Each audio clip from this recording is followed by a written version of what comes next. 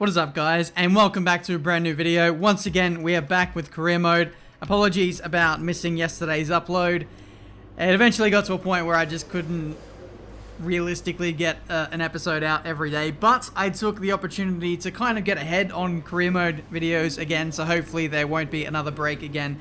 There was a really good video that I put out yesterday. If you want to see it, I simulated, or when I say I, my friend New Zealand Ryan simulated 2 or 3 seasons into career mode, and you could see all the driver transfers and car performance. It was absolutely crazy. Speaking of car performance, we've taken a bit of an upturn this race with a major, I think, weight reduction upgrade. So that should hopefully make a noticeable difference here in Austria. So let's see if the upgrades can be worthwhile for us, and hopefully it'll separate us from the midfield. That is the aim, at least. But if you're enjoying the content, make sure you leave a like, subscribe to the channel if you're new to see plenty more F1 2019 content. And with that out of the way, let's get settled into the weekend, shall we? Friday practice went alright. I passed, I think, all of the practice programs, so the pace was okay. From Daniel Ricciardo's side of the garage, it looks like it's bloody amazing. Second place in first practice.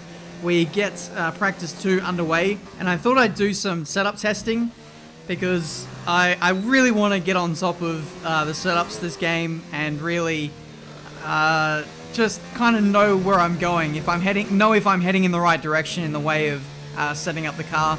I'm kind of getting annoyed of having to guess what the right direction is to go in the way of setups. So what I'm initially running here is my default setup. So literally the balanced setup on the setup menu screen. So everything is literally down the middle, 6 wings, suspension, all those settings are all in the middle. That was the first run I just did then, but now I'm switching to a setup from David Greco, who is the lead handling designer of Codemasters. It's a Monza setup, bear in mind. But what I've done is adapt the wings to be 5-4, more favoring towards the front, and that'll hopefully be a balanced setup somewhat for Austria.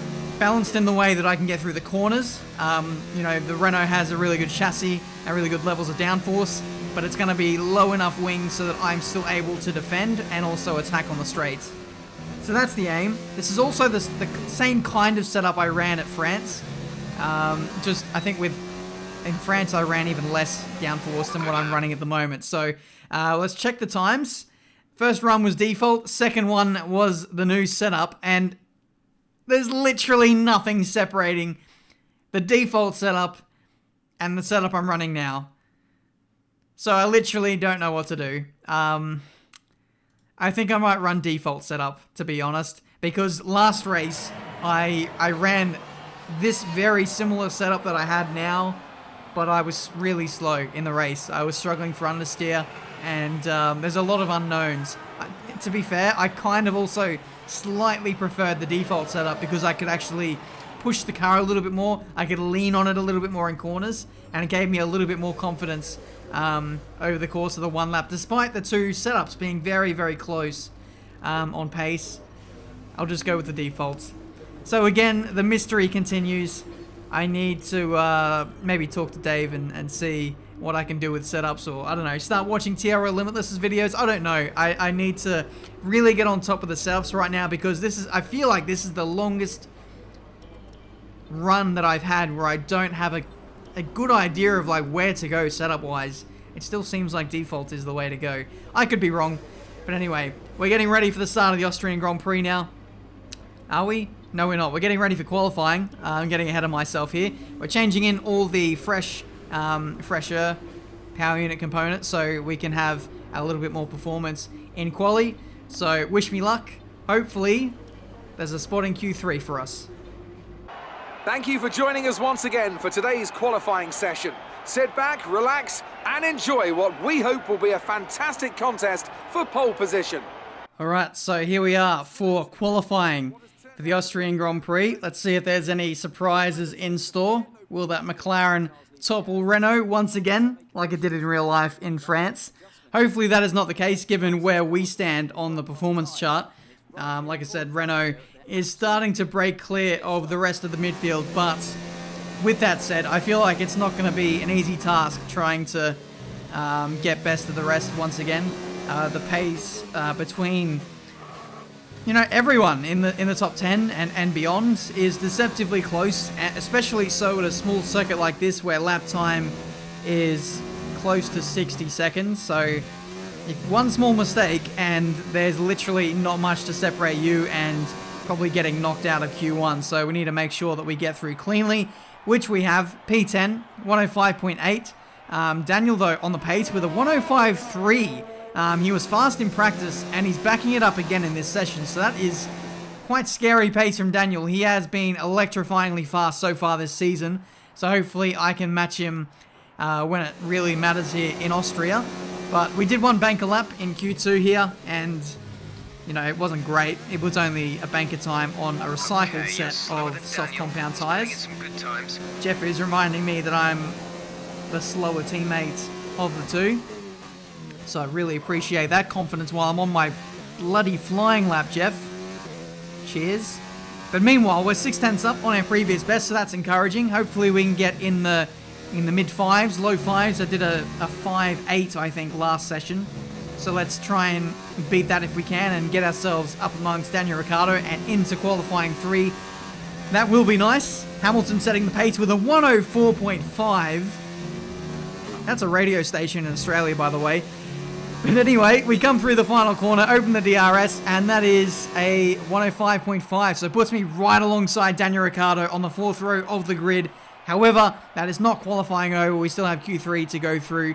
Very, very close pace with Daniel. He's gone slower than what he did in Q1, I've noticed. And I've gone quite a bit faster. So definitely bridged the gap to my teammate, which is nice. But I still need to find that extra couple of tenths if I really want to match with Daniel punch for punch in Q3. Because I'd imagine that he'd have to go faster than what he did in Q1. Surely. I remember Q1, the AI were ridiculous on F1 2018. Is that going to be the case this year as well? That's something I've not really paid close attention to. But as we get more and more experience with the game, we start to notice these small little niggles here and there. Qualifying lap looks good. The banker time was a 105.6, so 1/10 slower than what I managed in Q2, which is fine. We still have this lap left to complete, so hopefully this can be a low 5, and I can really stamp some authority on my teammates through the middle sector. Car feels nice and hooked up. Carrying so much speed through the high-speed corners, which is nice. Depleting most of the battery here, but we're going to run in hot lap for the rest of the lap. I've hesitated through the second to last corner there, so I've missed the apex somewhat, and I've actually run out wide through the final corner as well. Up to the line. Do we beat our teammate? Yes, we do. 105.3, so matching the best time that Daniel has done all weekend. And I got to tell you, that is a massive confidence boost. But Daniel goes and does it 105.2. God damn you, Daniel. I thought I was going to be the fastest Australian in the team. But no, it's he gets the crown, unfortunately. But it's very close between myself and my teammate, and the pace is really, really good. I was able to really push the car in this session, so that was really encouraging. Again, default setup being quite nice, and you can push it quite hard, so definitely gave me a lot of confidence. Hopefully in the race it'll mean we can push the car then as well, but that remains to be seen. Hopefully we can have a good tussle, and myself and Daniel don't have a repeat of China. Good afternoon and welcome to Spielberg, and to a circuit that in one form or another has held every Austrian Grand Prix in the championship, except the very first back in 1964.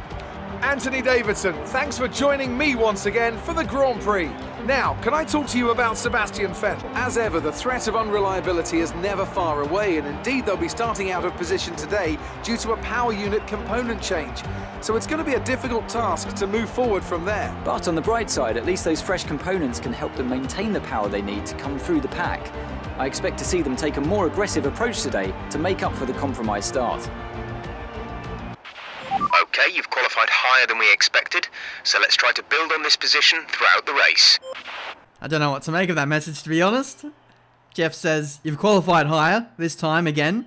This time, don't stuff it up, I think he is intending with this one. But welcome, guys, to the Austrian Grand Prix. Looking like a two-stop based on my strategy here. The Delta does not look good on the timesheet, so we're going to go back to the two-stop onto the medium tyres twice, but hopefully this time we will have the pace to maintain our track position at least. Hopefully we still have the pace to move forward. But anyway, here's a little experiment I conducted, or I figured out while doing this race. I did a couple of restarts, not gonna lie. I finally figured out why I was so crap at my starts. And it was because I was skipping the formation lap.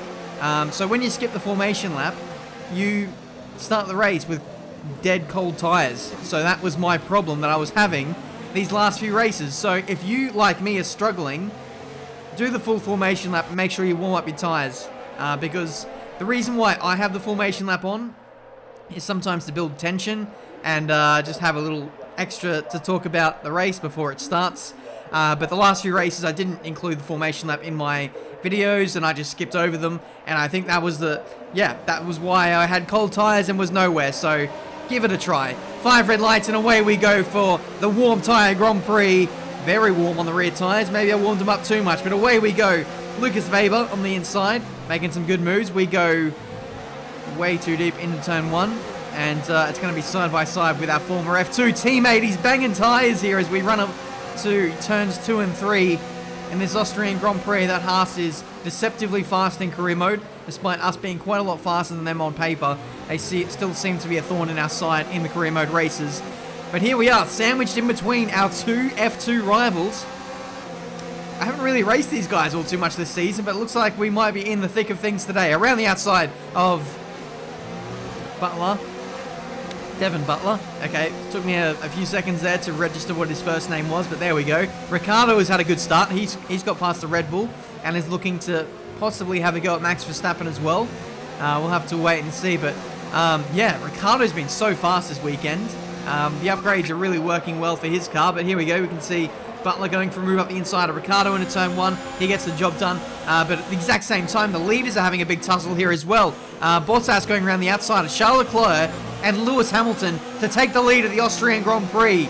It's getting nutty here in this race. We go past our teammate and we're going past Devin Butler as well. Clean as you like around the outside. I was braking on the curb as well, no less, and was able to stop the car. So we now move up into P5, so a double overtake for us. Watch my car. I'm half on the curb here. That's confidence. I didn't think that the car would be able to make it. Normally, when you brake on a surface that is not the road, it normally locks up the tyre, but the Renault dealt with that fine. And we were able to get superior traction around the outside as Devin Butler was mounted on the curb, so he couldn't get a good exit. So it's P5 for us in this Austrian Grand Prix. We've made a magnificent start now. We're moving forward in this race, unlike in France. But as the race settles into its, natural pace and everyone starts to find gaps in this race, that'll be the true test. Whether we can make speed with the space that we have on the circuit. So we'll see what we can do. The leaders aren't really getting away either. They're only a couple of seconds up the road, but they are squabbling quite a lot. So it'll be interesting to see what happens if they continue to battle and allow us to get in. Verstappen is ahead of you. Our gap to the car in front is 1.7 seconds. They're on old softs. Their tyres are 3 laps old. We think they've got 2 stops remaining. The time last lap was a 1 minute 10.3. You're gaining by a full second per lap. Good job. Well, that's exciting. Gaining a second a lap on Verstappen. So we are marching towards the race leaders here. They really need to sort out their battles because they are falling into our clutches. 3 wide. Down the start-finish straight. Here comes Butler up my inside. I'm going to have to leave him space here, am I? No, we're going to find an avenue around the outside. Thankfully, he leaves us a little bit of space on the circuit. This was the very track that we came together at this time last season in F2. And we're battling on track once again. So hopefully it is okay. Daniel going for the dive bomb into turn 3. And giving me way less space than what freaking Butler did. That's unbelievable. If ever there was a person I thought I could trust on the racetrack, I thought it was Ricardo. But I guess not. Devin Butler is more of a gentleman than Daniel Ricciardo is. So there you go. It's P7 in this Austrian Grand Prix once again. That move from Devin Butler has just kind of set me back a little bit. I've lost touch and lost momentum. Ricciardo has got back past again, and we've lost touch with the race leaders once again. Ricciardo now looking a bit slow now as we run into turn 3. Ricciardo going defensive. what is going on with this race? It's such a yo-yo effect. Butler is now getting involved with the race leaders. I'm soaring past Ricciardo, who I think is struggling with tyres now at this phase of the Grand Prix, and we move back up into P6. So it's, I don't know, the form book changes every lap here in this Austrian Grand Prix, it seems. Will Ricciardo come back at me? No, he does not. We're coming in this lap. The team is actually calling me in for quite an early pit stop. I can tell you from, you know, editing this video that the AI take a lap or two to respond. So we're going to get quite a tasty undercut here, and if we can emerge in clear air, we might be able to possibly undercut the leaders and maybe get into their battle, but that is quite a stretch. But we'll see. Onto the medium tyres, and we get just that, some clear air. So thankfully, the back markers aren't stupidly slow to the point where they're a pit stop behind and they don't get in our way. So we're able to get on with our race on fresh tyres. So let's make hay while the sun shines and see what we can do with these tyres. Is there anyone in the pits on this lap though? Is it Force India? No, it's a racing point. I need to get out of the habit of saying bloody Force India. But to be fair, did you guys catch the race intro the other day where Anthony Davidson literally said Force India? So it's there still in the game file, so, you know, there you go. Meanwhile, this is Lucas Weber. He is fending off Sebastian Vettel, who had a grid penalty at the start of this race. So he started around like P13 or even worse, and he's now charging his way up through the field. So Ricciardo falling like a stone a little bit. He got overtaken by Weber, and now Weber has his sights set on trying to, you know, chase down the race leaders. Bottas is in, by the way. So 2-lap undercut on Bottas. We're going to get like a 3-lap undercut on like Ricciardo and Hamilton and the like. Around the outside of Tiametmarduk we go. He hasn't made a stop yet, so he's easy pickings for us. Leclerc comes out right in front of us. So this is very interesting now for this Austrian Grand Prix. We've been thrusted into the leaders' battle through the undercut. So now let's see if we can hang on to this battle for as long as we possibly can. Leclerc getting caught up behind, I think it's a Williams, is it Kubica? Yes, it is. What a guess. So if we can stay with Leclerc as long as possible, that's a big lockup into the last corner. He'll be able to drag us along and kind of pull us away from the midfield fight. So I'm just going to burn fuel. I'm going to use ERS. I'm going to do whatever measures I can to stay with him. And we'll see if this strategy can work out. But so far, Renault have done me an absolutely brilliant strategy, thrusting me into the leaders' fight here. We're ahead of Devon Butler. I think Ricciardo stopped on the last lap, and we've come out a good 3, 4, 5 seconds even in front of him. So, yeah, Ricciardo getting hung out to dry essentially by the team. So he'll have a tough fight back from here to challenge me in this race. But at the moment, we seem to be hanging here with Charles Leclerc. Bear in mind, there are 3 DRS zones around a very, very short layout circuit, only a minute and 8-second lap time. So Charles has to pull out like a second within like a third of a lap, and I've got to say that's very, very hard to do. So at the moment, we're finding it a little bit easy to stay with him, and we're just getting dragged along towards the race leader, Valtteri Bottas. We're in P3, and this is for position. We are legitimately in the podium places in this Austrian Grand Prix. I don't know what's happened to Lewis Hamilton, but he's nowhere. Max Verstappen, he's nowhere as well. So all the teams that left out their essentially main driver, all of them have preferred their second driver in this race. All the drivers that, you know, stayed out longer in the first stint have been undercut massively. So we could be a chance of beating, maybe not Hamilton, but maybe Verstappen. I feel like we've got enough of a you know, we're close enough on performance to the Red Bulls that maybe we could fight them today. But at the moment, Charles is just doing all the work for me. It's like in cycle racing, you've got like some dude who's taken all the dirty air and you're just the guy behind who's just cruising in the slipstream and doing nothing. It's almost like I've got protection, essentially, from the Ferrari. It is allowing me to just, yeah, save fuel a little bit, look after my battery, and run at a really good pace and pull away from the cars behind me. I'm not having to work overly hard, but I will say I have to... Oh, what's that for? Okay, we're boxing at the end of this lap, so we've managed to stay with Charles here for the whole of the middle stint. and now we're going for the undercut once again. This could actually get us in front of Charles Leclerc in the next stop. So this could be absolutely crazy. But yeah, going back to the strategy I was saying, it's like we had protection and we were able to, yeah, look after ourselves a whole lot easier than if we were running the race on our own. But pit stop time, we're getting held, we're getting held, we're getting held. Getting held for an absolute age there. That was like a 5-second stop there. So we came in not too far behind Bottas, and then Devon Butler jumps us by a long way. So Renault being very hesitant with the release of my car has probably ruined my race. We're off the podium now, for sure. Charles Leclerc, there's no way we're going to emerge in front of him now. And now Hamilton is in the mix up the inside.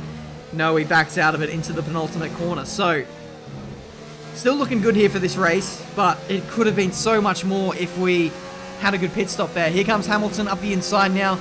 Same point as what he was in the last lap, but this time I thought, let's just let him go. There's no point trying to fight a Mercedes. We don't have their kind of pace, but what I can do is maybe try and employ the same tactics as what I was doing to Charles Leclerc and see if I could stay with him. Hamilton going really slow here through turn 3, and his straight line speed isn't that great either. I'm in lean revs and low battery deployment. I think he might have a problem. I'll have to check with the team. Hamilton is ahead of you. Less than a second separate you. They're on fresh mediums. Their tyres are 3 laps old. The time last lap was a 1:7.9. Last lap seems fine. But I don't know, for some reason he was just going really slowly when he was right in front of me. Hopefully he can pick up the pace and we can do the same thing we were doing to Charles Leclerc, but I think it might be a little bit harder to do that to a Mercedes, but we shall see. So like I was going to say before, the first half of the lap is it's quite easy to run behind another car, a faster car. I'm really good through turn 2, both on the braking, approach, and also the exit. I'm just like so good. Like turn 2, I have it locked down. I feel like I'm the fastest car through the field through there. But when we get to this corner, turn 4, and then turn 5, 6, like all the middle sector, this is where we struggle and where we really have to work hard. We tend to have to run in higher deployment modes or either engine mixes just to stay with them, just to keep the DRS. But then when we get to the final 2 corners, this is when life gets a little bit easier for us again. So I can afford to turn the engine back down. I can save battery again. But yeah, it's cruise city after we get out of the final corner. I'm really good through here. And then, yeah, this is just easy. This is just slipstream heaven. And we're able to get fastest lap of the Grand Prix. I forgot to mention we were pushing this quite hard this lap. Normally I would be in a lower fuel or engine mix battery mode. But this time we were pushing quite hard because Hamilton set a personal best or a fastest lap of the race like 2 laps ago. He nearly broke outside of 1 second. So I thought, okay, I better push pretty hard here to stay with him. And consequently, we got fastest lap ourselves. So it's almost like we're within our own little bubble here in Hamilton's slipstream. It's almost like, I don't know, it's hard to explain. It's almost like there's less gravity or something. Like I'm in my own little world here, and the laws of physics don't apply when I'm right behind another car. It's amazing. I feel like Superman behind this Mercedes, and he's just dragging me once again into the fight of the cars ahead. So the fight for the podium here is not over, ladies and gentlemen. I can't believe this. We are fighting with the top teams in Formula 1, and we are exploiting. This is a really rare case where you can make this work. Austria, it's such a small track, 3 DRS zones, slipstream heaven, and we're just amazing out of a couple corners, which keeps us in the battle. Oh my god, I'm loving this. 3 laps to go in this race, and we're just trying to get close to Hamilton now. I was waiting and waiting and waiting until we were in DRS range of the next group of cars, and now I'm trying to pull the trigger and get in front of Hamilton. But as you can see, we're still only in a Renault, so reality sets in when we actually try and make a move on a Mercedes. Once we're not in that slipstream, in that, you know, dirty air, if you will, trying to make the move stick around the outside of a Mercedes, we do need to have realistic expectations. So we'll have to probably get the move done in a more efficient place, but Butler gets a horrible run through turn 1. Hamilton looking for an avenue on the run into turn 3. So this could be our chance. If we're going to get a move done, it needs to be done into turn 2, into turn 3 right here, or on the run on the back of this straight into turn 4. But not a good run for us. We got held up behind Butler. No front wing damage. I was frantically checking that status with the team, and it looks like we're fine to press on. Hamilton going back up the inside of Butler. Looks like Hamilton certainly has the pace over the Red Bull at this stage. Look at the mini-map. That's Valtteri Bottas. Only like 7-8 seconds up the road. We are so close to the race victory here. And I just can't believe our fortune, how we've managed to pull off this strategy. Daniel Ricciardo, no less, is not too far behind me either, so it's not like it's some kind of stupid AI thing. We've legitimately maximized the strategy here today, and we've just been clinging on to DRS and slipstream like a baby koala on its mother. But here we go. Hamilton, a bit defensive into turn 1. He slows up Butler, so this could give us the run to have a go at both of these guys and maybe get us on the podium. It's going to be 3 wide. On the run into turn 3, we have the inside, and this could be the move we're looking for. Up the inside, a bit of a squeeze. Someone's lost front wing. I'm not too sure who it was. It could have been Hamilton, could have been Butler. I don't care. I'm on the podium with only a lap and a half to go in this Austrian Grand Prix. Let's have a replay. I think it was Hamilton who lost the front wing. He was kind of sandwiched in between myself and Butler. Oh, I don't know. That's a tough one. There wasn't a huge amount of space there, but he kind of, I don't know, space was closing. Hamilton made the decision to go for that gap despite it closing, and he's chopped a bit of his front wing off. Let me know what you think about that one, but I feel like Hamilton did that to himself. But anyway, we are in position 3 with 1.5 laps left to go. Leclerc is on hard compound tyres, so we might have the pace on him, but we're outside of the DRS range, so I don't know if we'll be able to do anything up against him. But, you know, even P3, P4, P5 even, I don't care. That would still be an amazing result in this race. We're just having a look at the cars behind us. We're going through turn 3, and Ricciardo is literally only about 8 seconds behind.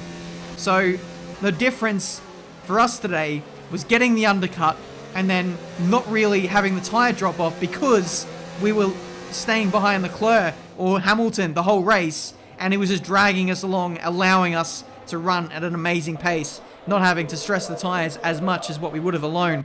But meanwhile, Valtteri Bottas, the man, wins the Austrian Grand Prix. Pretty close affair. It wasn't too far behind, it wasn't too far ahead of Charles Leclerc in the end. And we're going to come away with a miracle podium.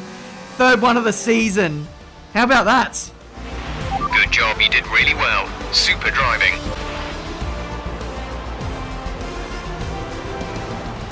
And I can see the drivers starting to approach the podium for the victory celebrations. A real team victory today. Everybody played their part. Congratulations then to Mercedes, your race winners today. Oh man, that is an amazing feeling. This one feels like the best podium of the lot. You know, where were we? Baku. The AI might have been a bit too slow in intermediate conditions. That might be a fault of the game. Monaco, we know, you know, what usually happens there. Bad strategy from the AI. But today, I feel like we legitimately earned this with the undercut. The amazing strategy put forward by Renault to bring me in 2 laps early got me in the fight with the leaders, and we were able to stay there. The patience that we had to show, not trying to attack Charles Leclerc or Hamilton too early, just using them as a shield to drag us up the order, and then we struck at the perfect time to get Hamilton and Butler to get on the podium for the 3rd time in Season 1 of F1 2019 Career Mode. Ladies and gentlemen, if that doesn't deserve a like, I don't know what does. Subscribe to the channel if you're new to see plenty more racing game content. We're probably going to get a buttload of resource points for that as well. Life is just grand right now in Career Mode.